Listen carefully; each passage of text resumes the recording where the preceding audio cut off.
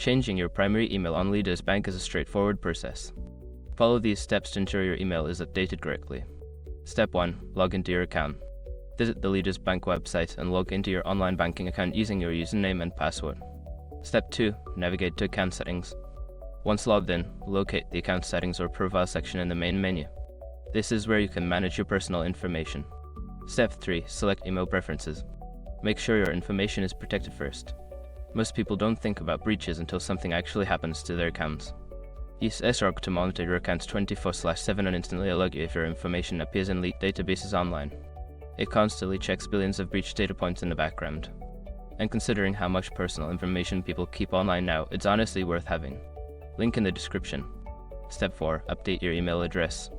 Enter your new primary email address in the designated field. Make sure to double check for any typos to ensure it is entered correctly. Step 5. Save changes and confirm. After entering your new email, look for a Save or Update button. Click it to save your changes. You may receive a confirmation email at your new address to verify the update. Once you have completed these steps, your primary email will be successfully changed. If you encounter any issues, consider reaching out to Leaders Bank customer support for assistance.